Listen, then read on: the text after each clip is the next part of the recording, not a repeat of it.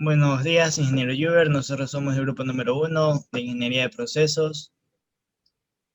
Nuestro grupo está conformado por Molina Guerrero María Soledad, Reyes Lugo Miguel Eduardo y quienes habla Eric Paredes Morillo. Bueno, vamos a empezar a hablar sobre lo que es los instrumentos de medición. Un instrumento de medición es un aparato que se utiliza para medir las magnitudes físicas de distintos fenómenos, como por ejemplo, un venir podemos medir el diámetro exterior de una tuerca. A continuación tenemos los diferentes tipos de instrumentos de medición para cada uno de sus fenómenos. Aquí tenemos lo que es en la masa. Tenemos aquí lo que es el espectrómetro. El espectrómetro es un instrumento que sirve para medir las propiedades de las masas molares o la relatividad de diferentes isótopos o también la composición de diferentes muestras químicas. Aquí en segundo tenemos la balanza. La balanza es un instrumento que sirve para medir la masa de los objetos. Y tenemos lo que es la báscula, que es un instrumento que sirve para medir la masa de los objetos. A continuación tenemos lo que es el tiempo. Tenemos lo que es el cronómetro. El cronómetro es una línea de tiempo. Es un instrumento que permite medir el intervalo de tiempos muy pequeños hasta fracciones de milisegundos. Ahora tenemos lo que es el reloj de arena. Bueno, el reloj de arena es un sistema de división de tiempo que lo encontramos en diferentes intervalos pequeños, así también como el cronómetro. Se puede programar para una hora, un día y diferentes tipos de horarios. Y por último, lo que es el calendario, que es un sistema de división de tiempo que lo podemos crear en días, meses y años. A continuación tenemos lo que es la longitud. Tenemos lo que es la cinta métrica. Esta cinta métrica es un dispositivo de medición portátil que se utiliza para cuantificar el tamaño de un objeto o la distancia de este mismo. A continuación tenemos lo que es el pie de Rey, o también conocido como calibrador o escala de Vernier.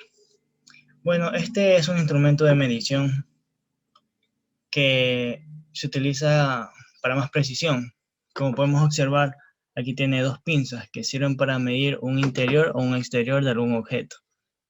Como tercero tenemos la regla graduada, que es la que mayormente conocemos para medir distancias cortas. Luego tenemos lo que es el micrómetro. El micrómetro es una herramienta que mide el tamaño de un objeto encerrado en un funcionamiento. Se basa en un tornillo micrómetro. Este sirve para medir dimensiones de un objeto muy pequeño, con una mayor precisión. Y por último tenemos lo que es el odómetro. Este es un instrumento que sirve para medir las distancias recorridas de un objeto. Por lo general, estos se utilizan en los vehículos para medir la velocidad, el recorrido que tenga este.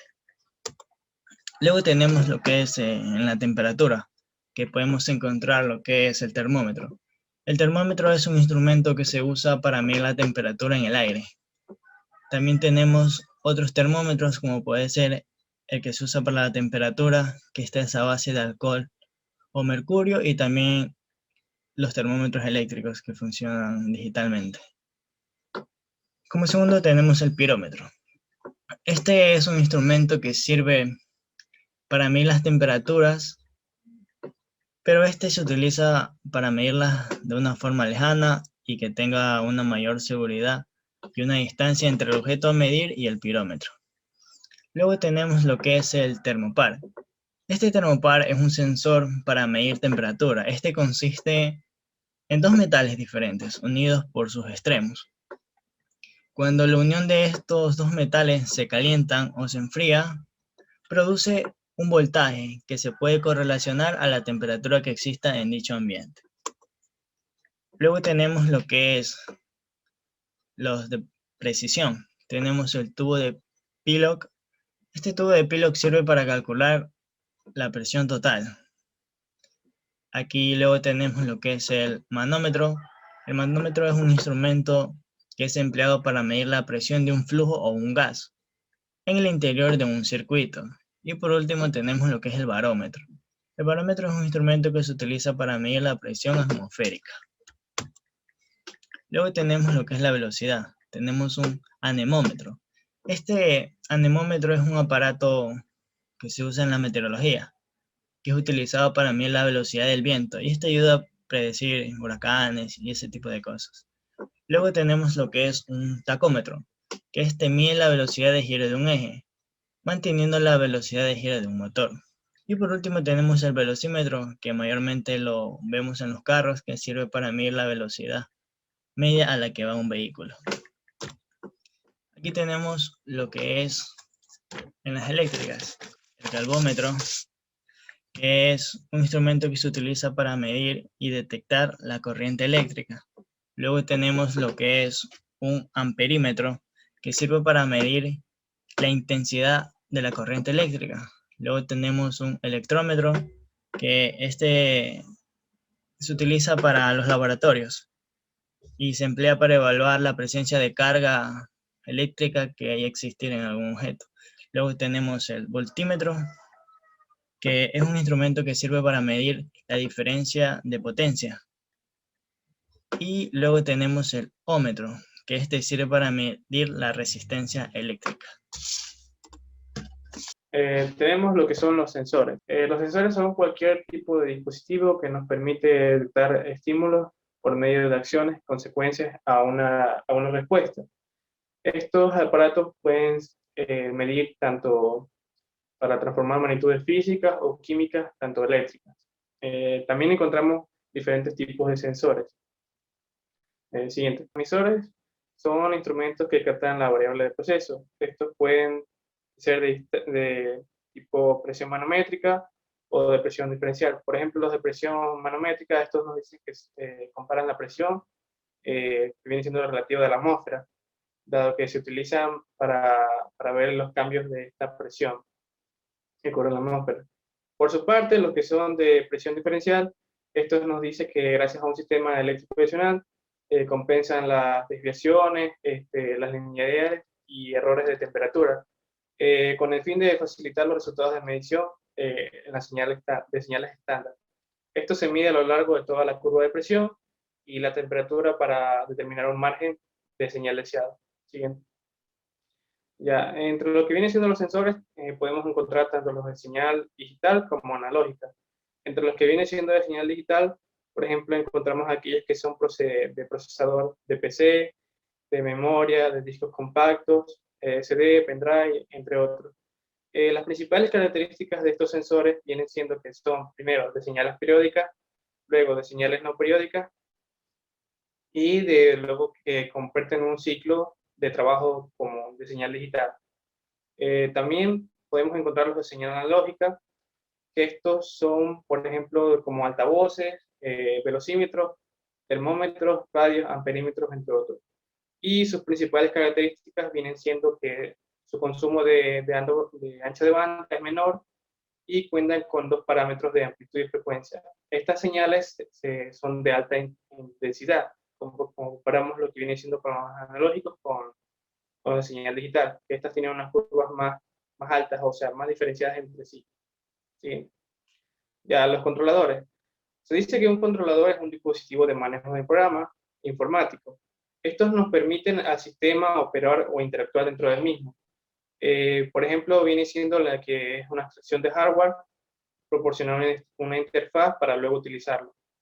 Por ejemplo, el más común que vemos en una industria viene siendo los PLC, que son los controladores lógicos programables. Estos sirven para mandar señales y órdenes de salida de información.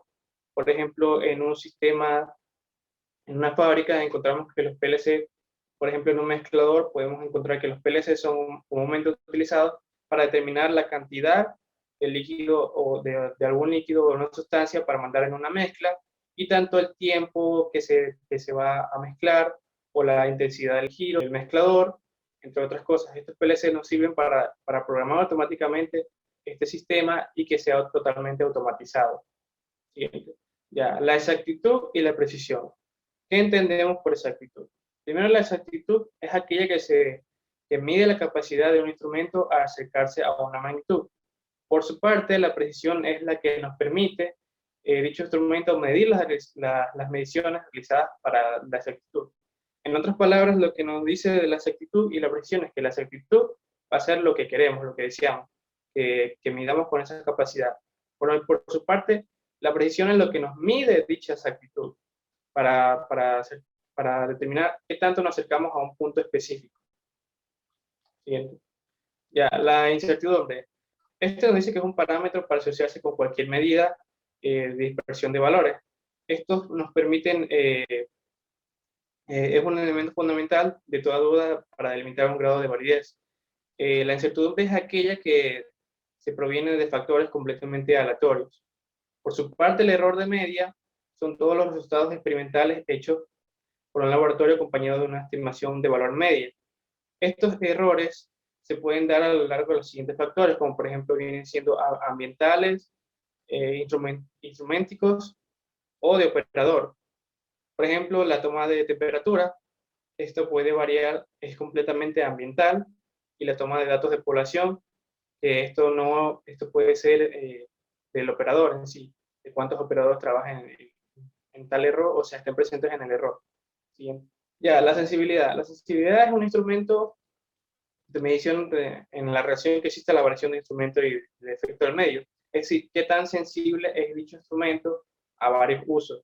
Es una magnitud pequeña para medir el uso del instrumento en sí.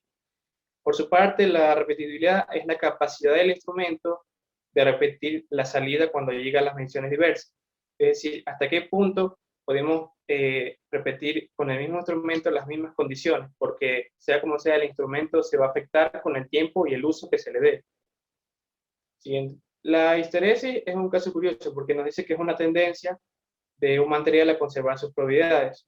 Como podemos ver, es una curva que se ancha y que en cierto punto se detiene y luego regresa a su punto original.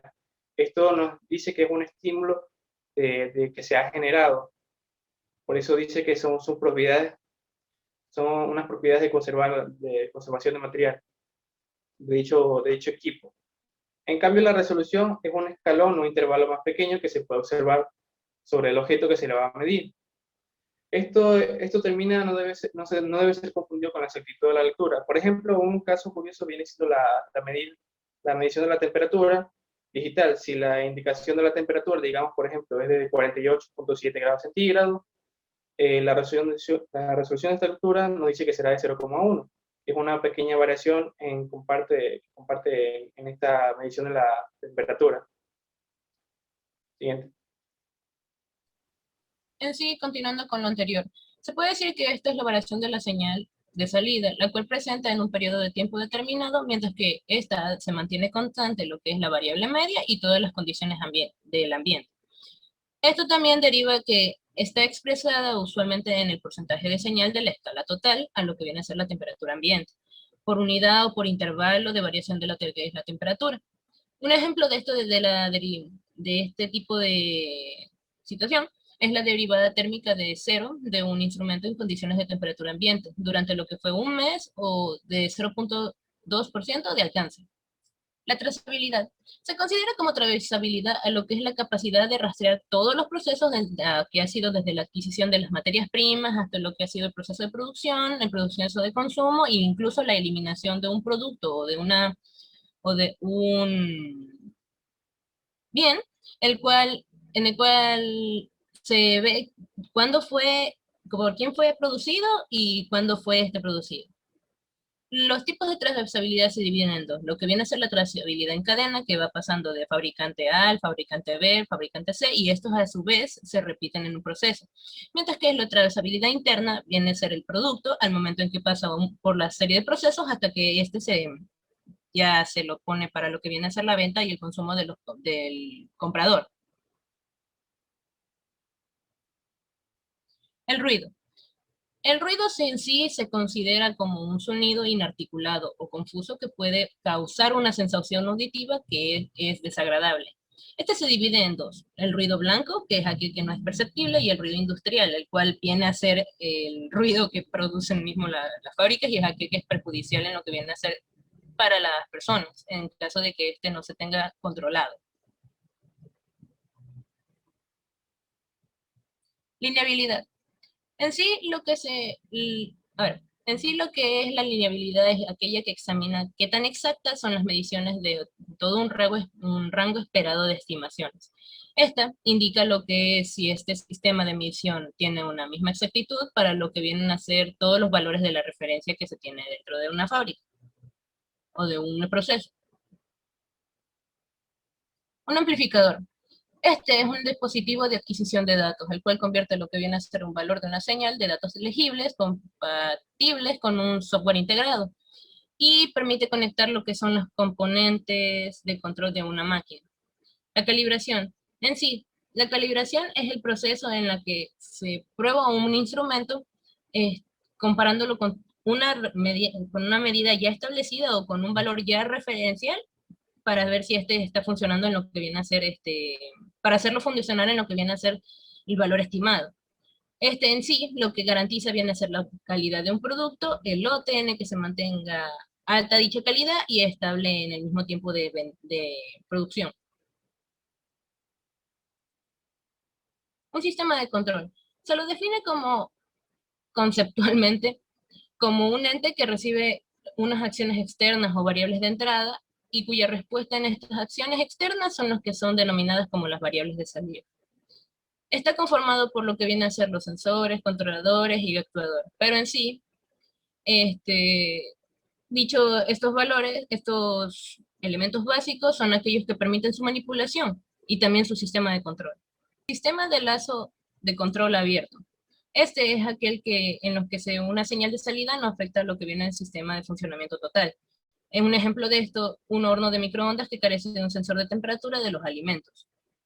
Al cocinar, el artefacto lo que va a hacer es emitir las ondas de microondas o a lo largo del tiempo, fijado al iniciarse en un proceso de cocción sin tener que en cuenta si el alimento está totalmente cocido o no. En sí, las características de este es que son sencillos y de fácil concepto, que nada asegura su estabilidad antes de una perturbación, que la salida no se compara con lo que es la entrada, es afectado por lo que son las perturbaciones y la precisión depende de la previa calibración de lo que es el sistema. El lazo cerrado. Es aquel en el que se produce un proceso de realimentación, es decir, que es capaz de modificar la señal de entrada en función de la señal de salida. Y la toma de decisiones no depende de lo que es la entrada, sino también de la salida. En sí, las características de este es que son complejos, pero de amplios parámetros. La salida se compara con la entrada y afecta para el control del sistema. Estos sistemas se caracterizan por lo que es su propiedad de retroalimentación y son más estables a lo que son las perturbaciones y las variaciones internas. Eso ha sido todo y muchas gracias por su atención.